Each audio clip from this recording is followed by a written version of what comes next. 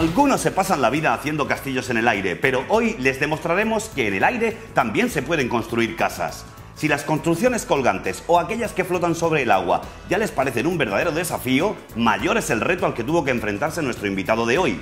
Apuesten además si saben qué emblemático café de la capital murciana ha sido reformado recientemente. Y una última propuesta, ¿de qué manera le darían vida al mítico puente de hierro sobre el río Segura? Tendencias, construyamos el futuro.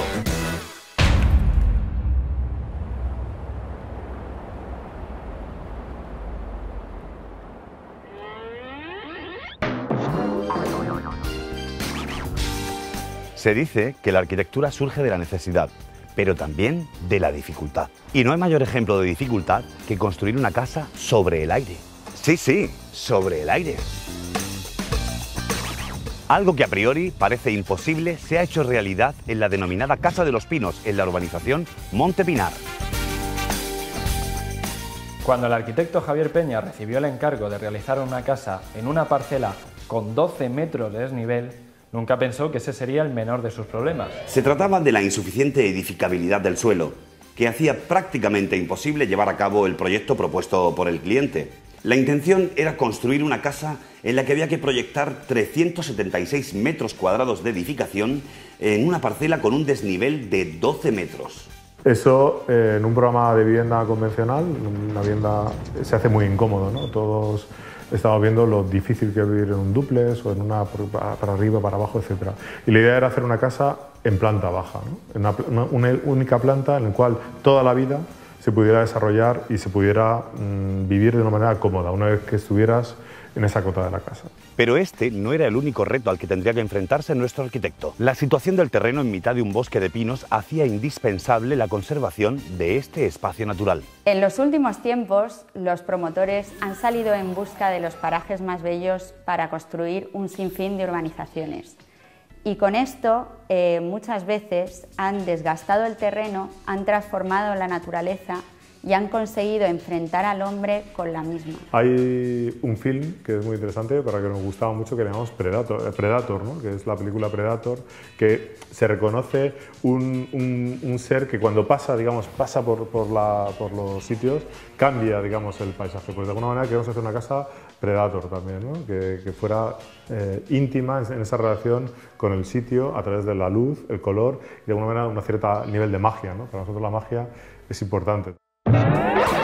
¿Sabías que uno de los puntales más importantes sobre los que se basa el arte de Gaudí es su inspiración directa en la naturaleza, el empleo de sus formas y estructuras? La naturaleza y sus formas encierran una capacidad de generación geométrica y unas posibilidades plásticas excepcionales, y Gaudí es el primero en descubrirlas y plasmarlas. La geometría es la esencia de la arquitectura. Para el proyecto de la Casa de los Pinos, cualquier previsión era poca. El desnivel y la escasa edificabilidad del terreno hacía que hubiese que tener en cuenta otros aspectos, entre ellos los meteorológicos. La vivienda se ubicaba en el lado norte de la montaña.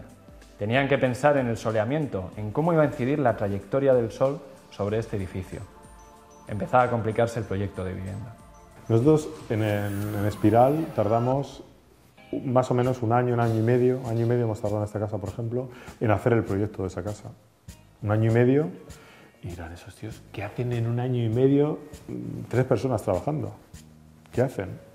Pues hacen un mogollón de maquetas, de tramos o partes, dibujos, pruebas, hablamos con la gente, testamos en los sitios. Sin duda el proyecto suponía un reto, pero Javier Peña comenzó a convertir los problemas que presentaba la edificación en su propia esencia. Eran precisamente esos hándicaps los que debían dar al arquitecto la clave para que el proyecto llegase a buen puerto. Así que retornó al origen, a la esencia primera del lugar, en busca de las respuestas y soluciones al problema. ¿Las hallaría finalmente? Reformas. La ciudad de Murcia se halla inmersa en un continuo redescubrimiento de sus espacios, unos de carácter público y otros privados. El Café del Arco es una de las cafeterías más emblemáticas del centro de Murcia. Es por ello que, buscando adaptarse a los nuevos tiempos, se propone su remodelación tanto en su parte externa como en el interior. Un proyecto ambicioso del que se haría cargo el joven arquitecto murciano Manuel Clavel. En primer lugar, ¿cómo acometiste la idea del proyecto? Bueno, el cliente quería buscar algo muy singular, algo que de alguna manera pues, rompiera un poco lo que había hasta el momento en cuestión de locales, y entonces lo que hicimos fue hacer un viaje. Viajamos a Londres, estuvimos en Berlín y de alguna manera, de esa manera sin prejuicios, ¿no? Sin mirar lo que hay aquí, sino mirando lo que hay alrededor, pues yo creo que buscamos inspiración tanto en el local como en el tipo de uso que lleva el local. Pero a partir de lo que existía evolucionamos y manteniendo lo bueno que tenía el local buscamos nuevas oportunidades, de manera que lo que realmente se consigue es partiendo de esas superficies o de esos locales o de esas ubicaciones de mesa anteriores, le buscamos la manera de mejorarlo, ¿no? El Teatro Circo de Murcia se está restaurando para que pronto se convierta en un nuevo punto de encuentro para la cultura en nuestra región. La idea es que este espacio antaño abandonado reabra sus puertas como centro experimental y alternativo de las artes escénicas. El proyecto de rehabilitación tiene un presupuesto de casi 9 millones de euros y se basa en 3 aspectos fundamentales, como son la conservación de la estructura del edificio en su integridad, la ampliación del escenario y la creación de una zona de sótano para ubicar camerinos, almacenes y una sala de ensayos. Sigue muy atento el programa, porque pronto hablaremos largo y tendido sobre cómo se ha llevado a cabo su recuperación. Realmente la inspiración, por llamarlo de alguna manera, que la inspiración es en realidad fruto de muchas cosas, no es algo que te cae por la mañana, ¿no? De repente y te ilumina, sino que es realmente el fruto del estudio de muchas necesidades, ¿no? Pero realmente lo que más condiciona el diseño del local es la conexión entre el exterior y el interior, ¿no? Realmente cuando analizamos un poco los problemas que existían en el local, lo que sí queríamos era, de alguna manera, desdibujar el límite o la puerta que separa siempre lo que está dentro y lo que está fuera. Y al final lo que se trata es de hacer un proyecto muy espectacular, que sea visible, pero que se está pensado desde la funcionalidad, es decir, que haya más metros de barra, que haya una comunicación y que la gente entre de manera fácil, ¿no? Que la gente esté cómoda, que la gente esté a una temperatura adecuada, que la gente esté bien iluminada. El local mantiene mucho de lo... Sí, la estructura es la básica, la inicial del proyecto, ¿no? La estructura ni se tocó.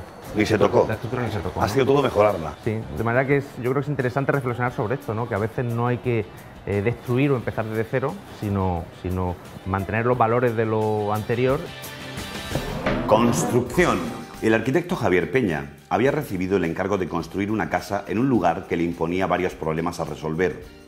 Una inclinación de 12 metros de desnivel, una escasa edificabilidad frente al proyecto que deseaba el cliente y una ubicación en la que era preciso proteger el espacio natural, a la par que se debía buscar el mayor confort para su correcta habitabilidad. Pero lo que comenzaron siendo grandes complicaciones para crear el proyecto terminarían convirtiéndose en las propias soluciones a una idea que rozaba lo imposible. Ante todos esos inconvenientes, el arquitecto decidió que el terreno le hablase por sí solo, que le dijese cuál era el camino que tenía que recorrer, para hacer de sus propios inconvenientes su propio remedio. La solución para Javier estaba bastante clara. La vivienda actuaría como una interfaz, una pieza colocada en la montaña generando 3 plantas. Una baja, o la que sería la sombra del edificio, donde meteríamos nuestro coche a modo de garaje, la vivienda, esa pieza que vuela y conecta con la montaña, y en la cubierta ahora sí encontramos nuestra piscina y solarium. Para ello, se proponía que la zona inferior de la casa quedase como un vaciado de la propia montaña. En ella se situarían los usos con menos necesidad de soleamiento y un acceso a la zona superior. De pronto, empiezas a romper la montaña y empiezas a buscando, digamos, un mejor acoplamiento, ¿no? Ahora, digamos que este acoplamiento que parece natural ha supuesto un gran esfuerzo también energético. La base de la vivienda había hecho su aparición y empezaba a tomar forma. El espacio para la construcción era reducido y había que tener en cuenta su posición con respecto al sol para hacerla cálida en invierno y lo más fresca posible en verano. Se crearía así un vestíbulo suburbano bajo la sombra que arroja la parte superior. Un vestíbulo pensado para acceder en vehículo. De esa manera se aprovecharía el lugar para construir un garaje, en el que poder aparcar los coches e inmediatamente acceder a la vivienda. Había una imagen que era muy bonita, que es esta idea del vestíbulo suburbano. Para nosotros no es tanto el aparcamiento, sino como la idea del espacio que queda entre la puerta de entrada a la casa y la puerta, digamos, de la valla. Llegó el momento de acometer la construcción de la vivienda. El vestíbulo de entrada no dejaría lugar para los pilares y columnas. La solución a este nuevo inconveniente lo ofrecería la propia montaña. Javier Peña decidió crear una casa que sería como una grapa. Sí, como una grapa que se pinchase en el terreno. De esa forma, la vivienda quedaría suspendida en el aire con una fachada sur por la que se introduciría el sol y el aire en los espacios habitables de la casa.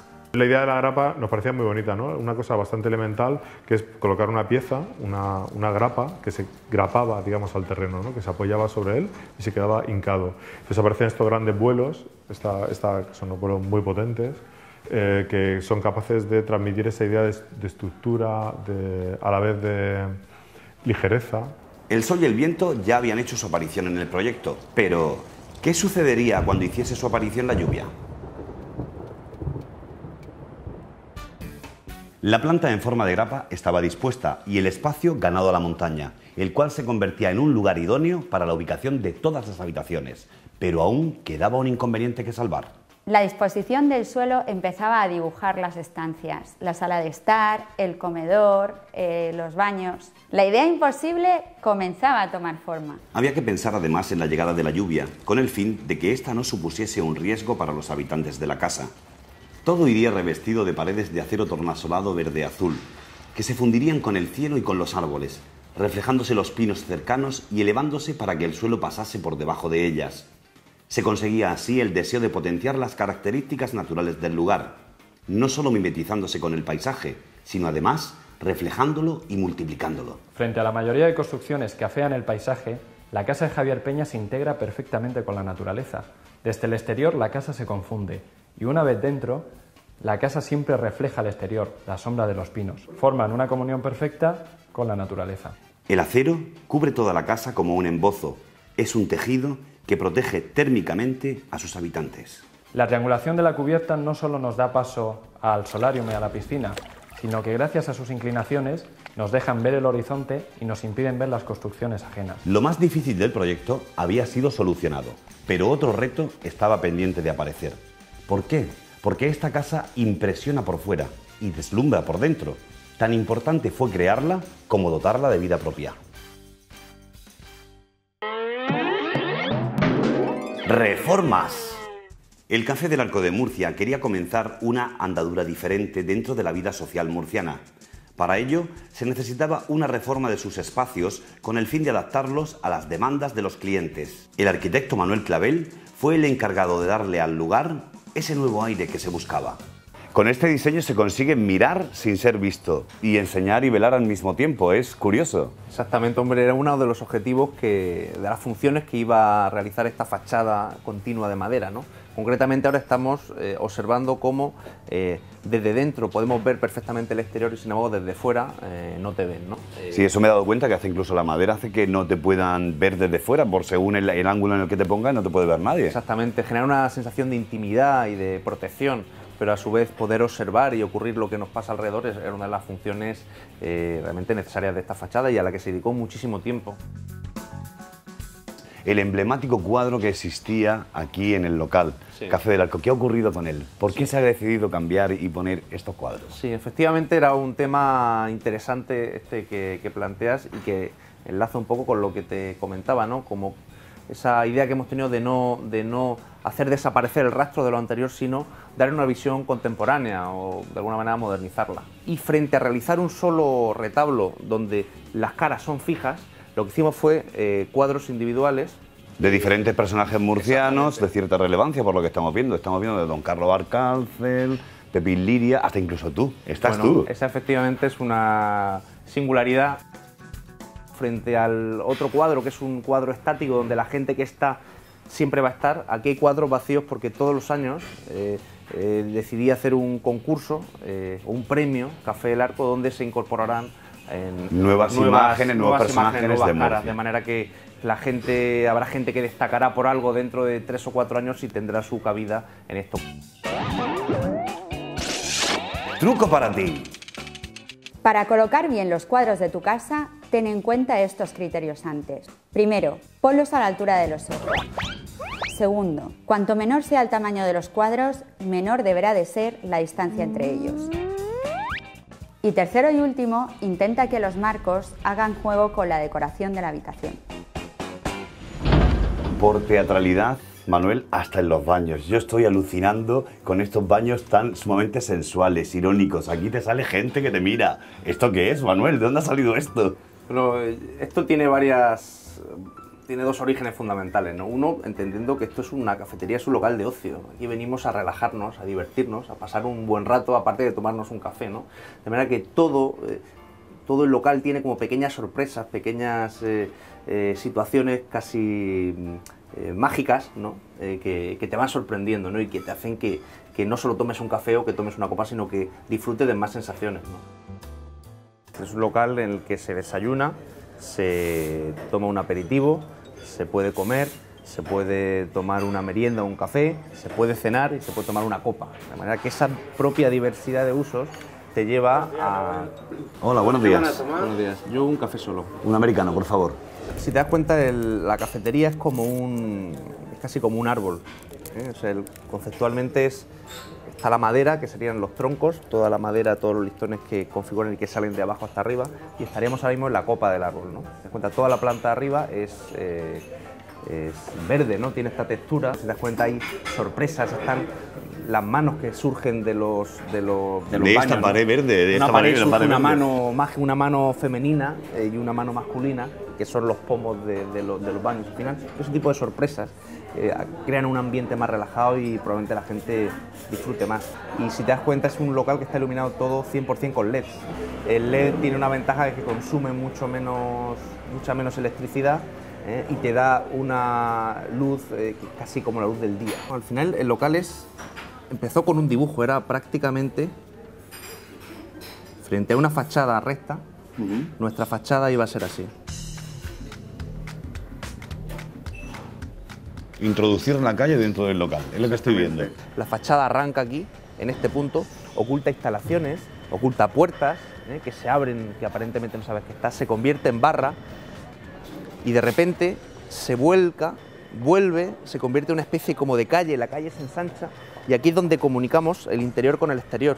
Fíjate cómo metimos la piedra. Incluso la piedra de mármol. Esa piedra que estaba aquí anteriormente se introduce estira y se dentro del introduce local. dentro y metemos el material del exterior, lo introducimos al interior. La pieza fundamental para que esto sea funcional es conseguir la climatización y eso lo hicimos a través de unas cortinas de aire que prácticamente no se ven, que están integradas en el techo, que están integradas en la parte superior de la barra, que expulsan aire hacia abajo y que son una barrera invisible para que la temperatura, el aire caliente o frío del interior no se mezcle con el exterior.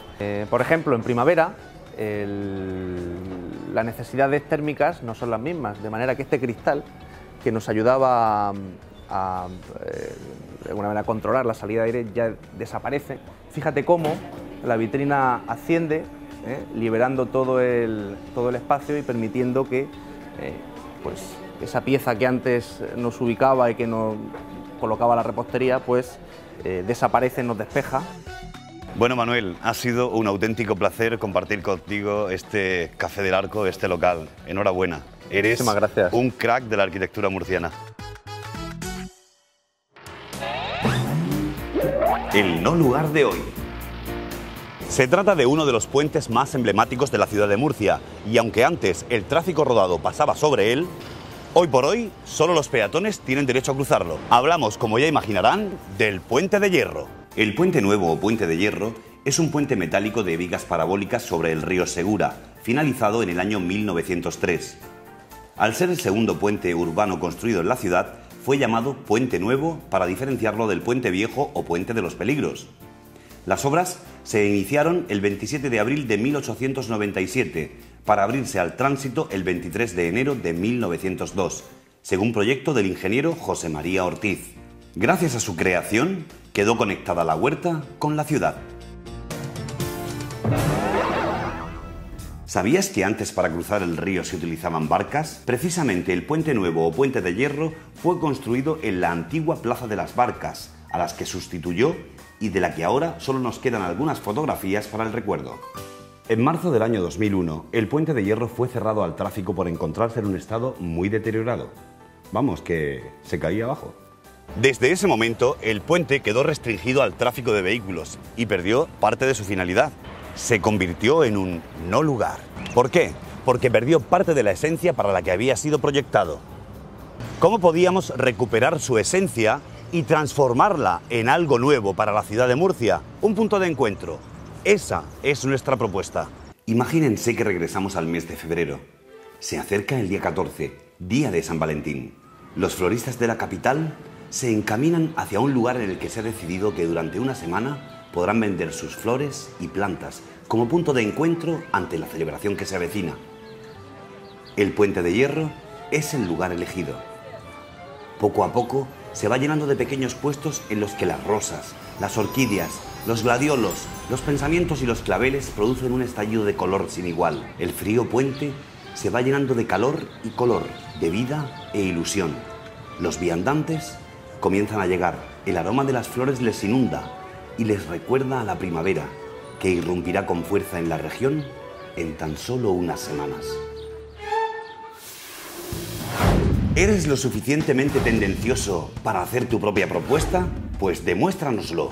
Envíanos un correo electrónico a la dirección tendencias@bravoestudios.es. Puedes presentarnos una idea sobre este lugar o sobre cualquier otro de tu ciudad o pueblo, para que ya no vuelva a ser más un no lugar.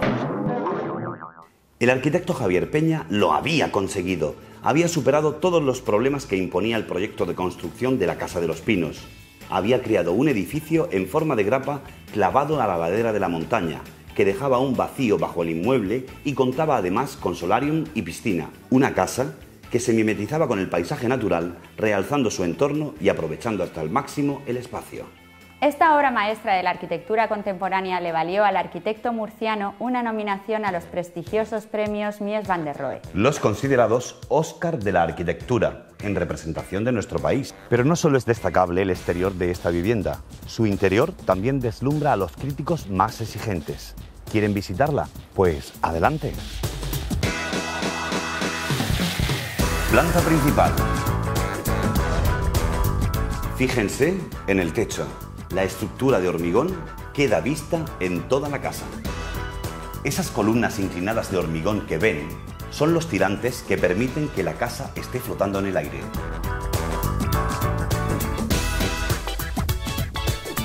El arte elegido es tan provocativo como toda la arquitectura de la casa. Las paredes también se desnudan y dejan ver el ladrillo de termoarcilla.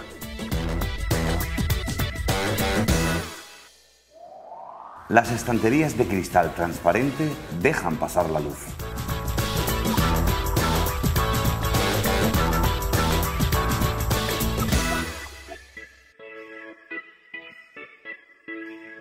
Toda la cocina está realizada en acero inoxidable.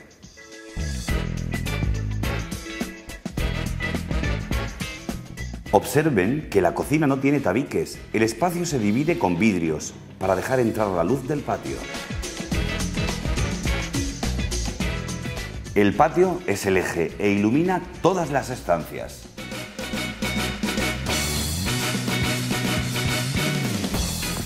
Las lamas de los dormitorios controlan la luz solar y nos ofrecen una fachada cambiante.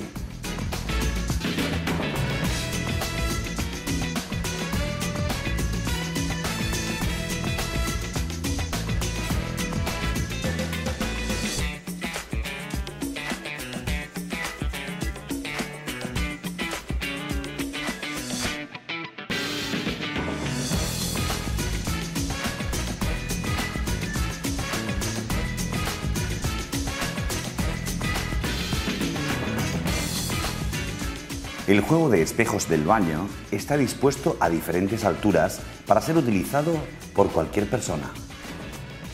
Las claraboyas iluminan el baño y el vestidor principal.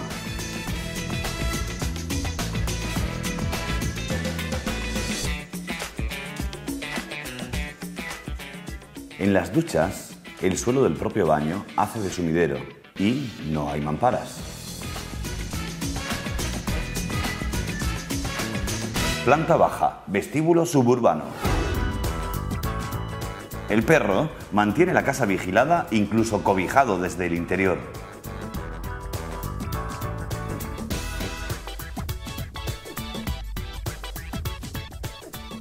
Este es el porche. Tiene forma de grada.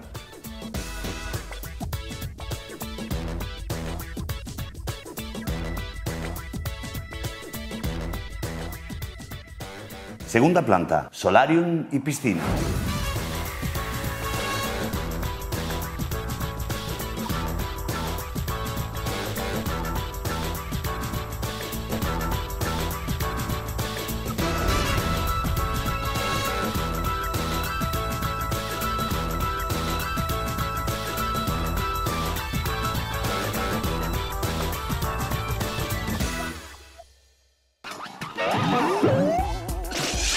Truco para ti. Uno de los trucos que vamos a aprender de esta casa de los pinos es el siguiente. Venimos de cenar, de comer, cargados con la bandeja en la mano. Nos acercamos a la puerta de la cocina y tenemos el botón para pulsar en el suelo y encender la luz de la misma. Al mismo tiempo nos acercamos a la puerta de la cocina y automáticamente se abre. Entramos dentro y dejamos la bandeja sobre el lugar. De esa forma nada se derrama y las manos no están ocupadas. A diferencia de lo habitual, la vivienda se construyó de dentro hacia afuera.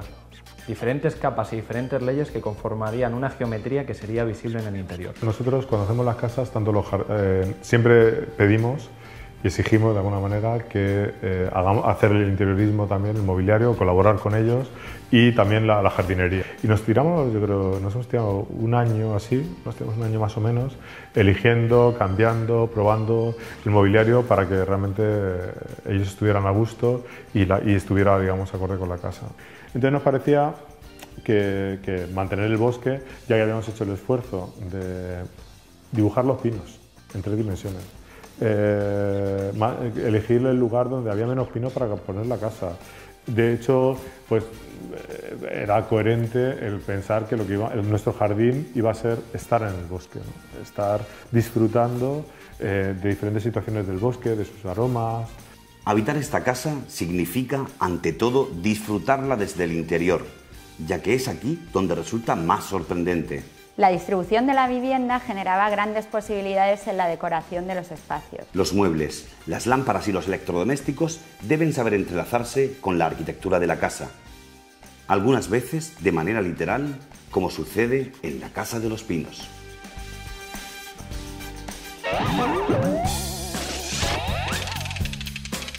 Los vidrios espejo reflejan el exterior de día, pero dejan ver el interior de noche. Prueba a jugar con elementos que transformen tu vivienda a lo largo del día. Una buena forma de dividir el espacio es por medio de rampas y escalones. Con esto conseguimos separar espacios sin usar tabiques por medio de su altura. Al principio, pues a su madre les pareció un poco rara, ¿no?, la casa cuando la primera vez que vinieron, ¿no? Incluso preguntas como esa, ¿no? ¿Esto se va a caer o va a estar o no? Y poco a poco se han ido haciendo con ella.